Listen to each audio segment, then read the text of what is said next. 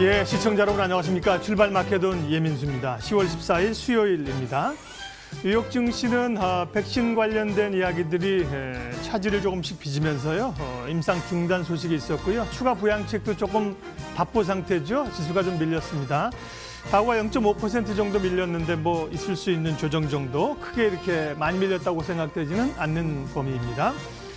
오늘 우리는 금통위가 있고요. 또 정의선 현대차 그룹 부회장이 이제 회장으로 본격적으로 공식적으로 지금도 사실 뭐 실제적인 그룹을 지휘하고 있습니다만 공식적으로 이제 전면에 나선다는 얘기.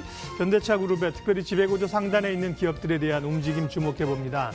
뭐 실제로는 지분을 가져야 되니까요. 지분에 따른 뭐 구조조정 이런 것들 좀 염두에 둘 수 있겠습니다. 자, 수요일장 주중반을 지나고 있는데요. 어떻게 대응해야 될까요? 구체적인 이야기 시작하도록 하겠습니다.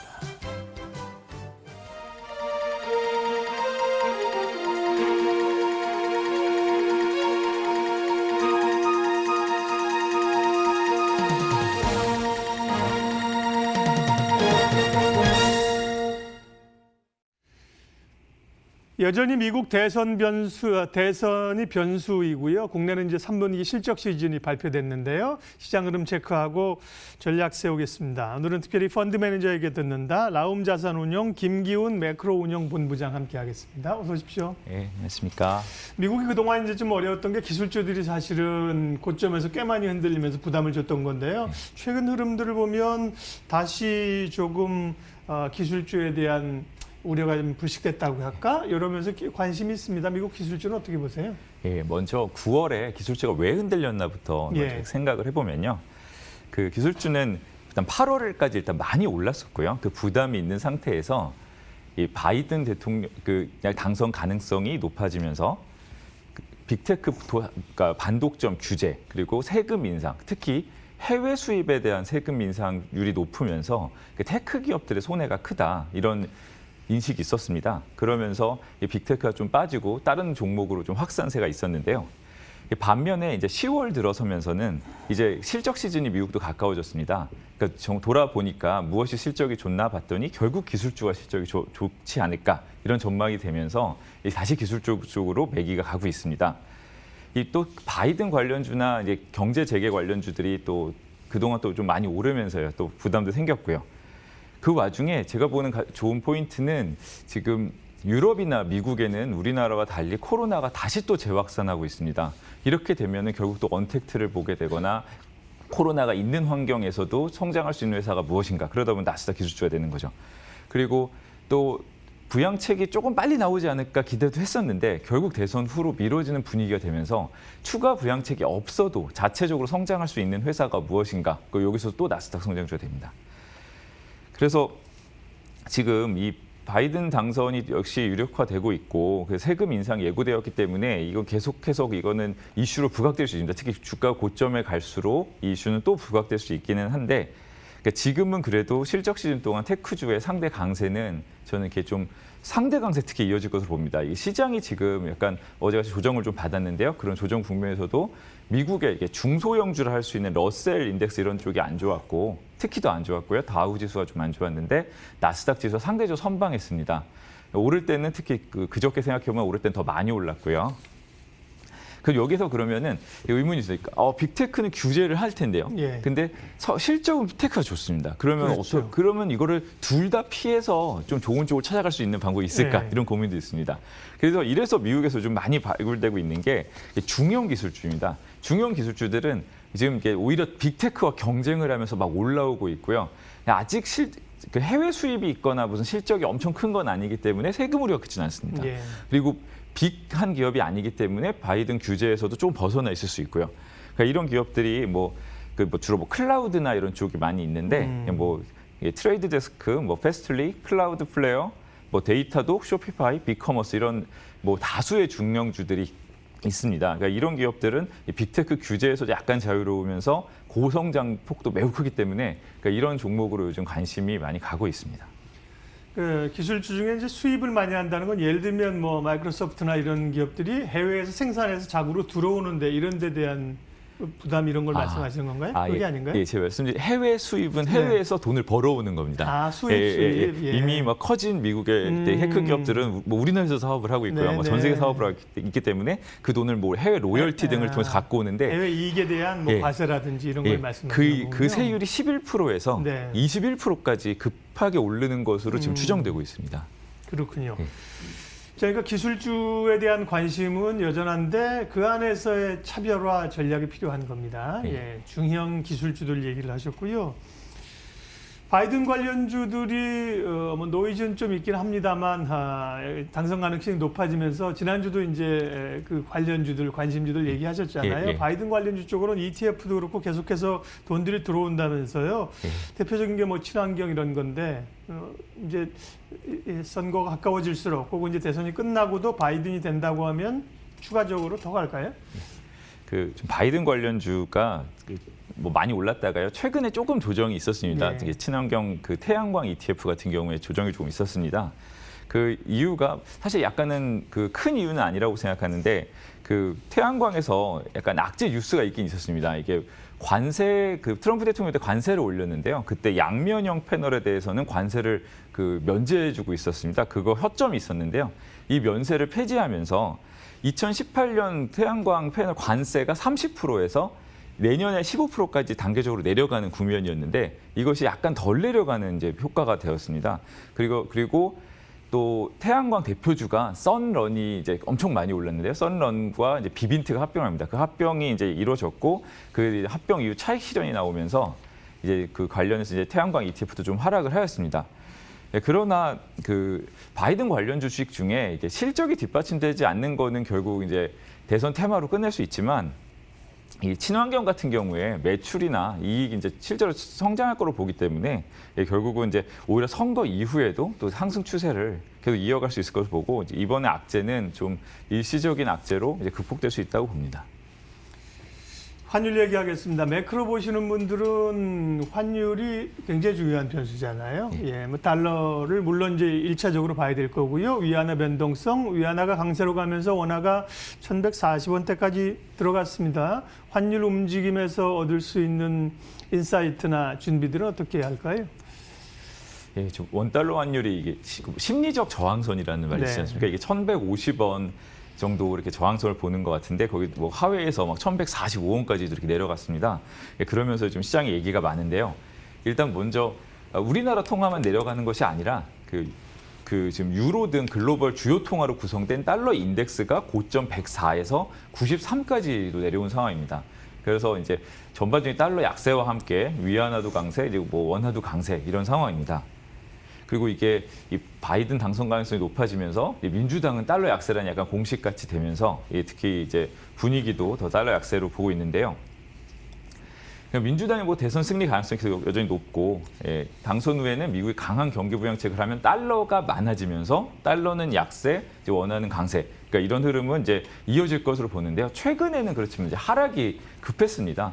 이 환율은 뭐 고성장기업처럼 무한히 성장하는 이런 것이 아니라 어느 정도 또 많이 빠지면 당국에서 개입을 할 수도 있고요. 좀 이 정부에서 약간 속도 조절을 원할 수도 있기 때문에 그러니까 지금 수준에서는 약간 속도 조절이 있을 수도 있을 것 같습니다. 중국에서도 이제 시중은행이 외국 통화를 매입할 때 증거금이 있었는데요. 그걸 없애면서 오히려 위안화 강세에도 약간 속도 조절을 하려고 하고요. 뭐 우리나라도 마찬가지로 지금 이제 너무 빠른 원화 강세의 속도 조절은 있을 것 같습니다. 하지만 추세는 계속 이제 강세로 봅니다. 그래서 이 환율이 이제 주식에서 중요한 거 이제 외국인 수급에 영향이 있을 텐데요. 외국인 수급은 물론 환차익 때문에 외국인 투자가에게 좋습니다. 원화가 강세가 되면요. 하지만 이건 이게 보조적인 영향이고요. 지금 최근 들어서 이제 반도체 등 이제 업종으로 외국인 수급 매수가 막 들어오기 시작을 했는데요. 그 이유는 환율은 도와주고 거기에 이머징 마켓을 내년에 긍정적으로 보고 우리나라의 반도체 등 이제 실적이 좋을 것을 보기 때문입니다.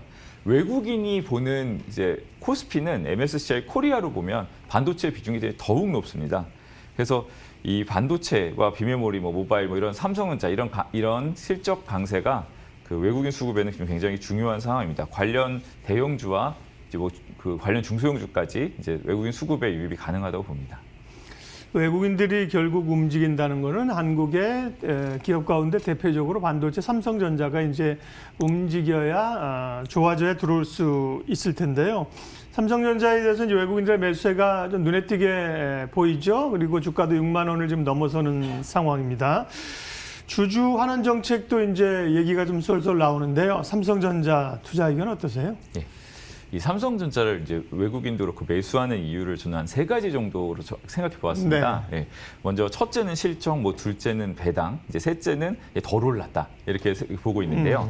하나씩 말씀을 드리면 첫째는 먼저 이 실적 전망치 상향이 사실 가장 중요합니다. 이게 주식은 결국 실적이라고 하죠. 그래서 이제 올해 3분기도 좀 잘 나왔고 4분기도 전망이 좀 상향되고 있는데 내년 전망이 특히 그 반도체 업종 전체 뭐 내년 전망 플러스 37% 성장하는 것을 보고 있습니다. 이게 지금 성장의 배경에는 원래 IT 기기는 조금 개선자 있었습니다. 뭐 PC, 노트북, 모바일 기기 이런 쪽은 좋게 보았었는데 사실 우려가 있던 부분은 반도체에서 이 하이퍼스케일러라고 하는 대량 구매선, 뭐 마이크로소프트, 아마존 뭐 이런 대량 구매선의 서버 수요 우려가 있었는데요. 최근에는 이쪽에 긍정적인 뉴스가 나오고 있습니다. 사실 지금 서버 수요가 너무 많다 보니까 투자가 필요하고요. 이커머스 클라우드 등 굉장히 많이 수요가 늘어났고요. 거기다가 이제 경제 재개, 경제 전망에 대한 확신이 또 생기면서 이 추가 구매 기대감이 생기고 있습니다.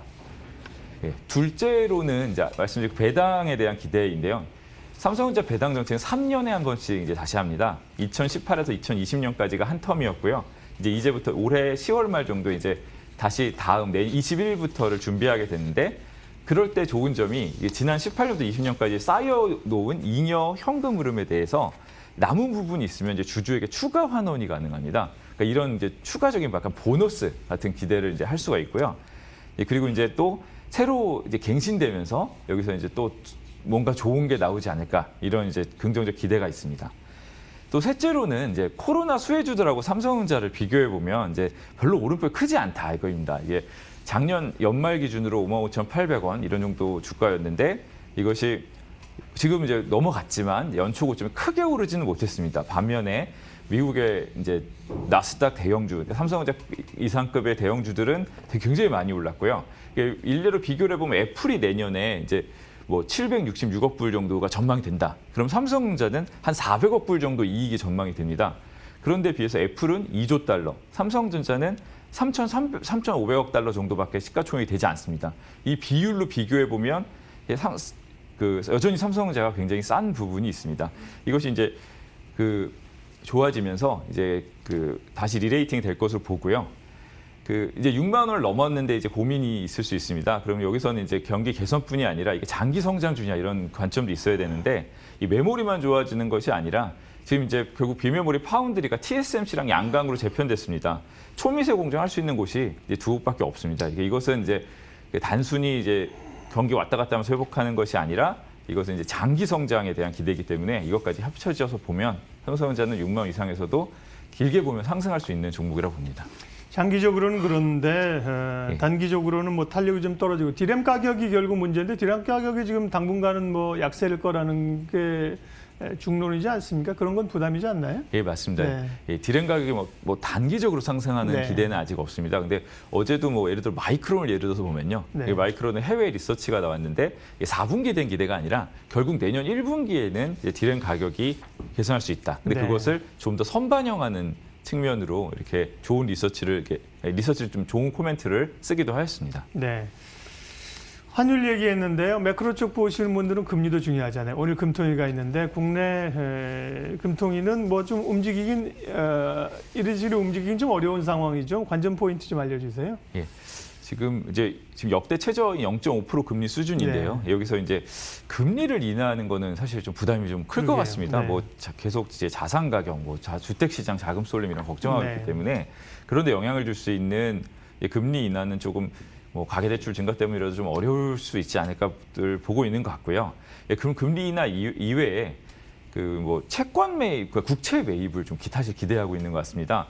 국채 매입을 보면은 왜냐하면 이제 글로벌 내 발맞춘다 이런 거죠. 미국 연준, 유럽 ECB는 지금 대규모 국채 매입을 이제 뭐 하고 있기 때문에 그러니까 이게 우리나라도 코로나 대응을 위해서 계속 적자 국채를 이제 찍어야 됩니다. 그럼 이걸 누군가 사줘야 되는데요. 그래서 국채 매입 기대가 계속 요구가 높아지고 있습니다.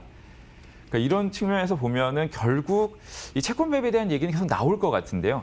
그러니까 지금 이번 금통위에 조금 나오기 어려운 점은 바로 저번에 나왔기 때문입니다. 저번 8월에 이제 5조 원대의 매입이 나왔고 지금 한 2조 원 정도 진행돼 3조 원 남은 것 같은데요. 여기서 바로 나올 것이냐가 문제지 이게 약간 길게 보면은 계속해서 이 국채 매입이나 이런 채권 매입에 대한 이슈로 미국의 약간 옛날에 양적 완화 같은 약간 그런 거를 해줄 것으로 보고 있습니다.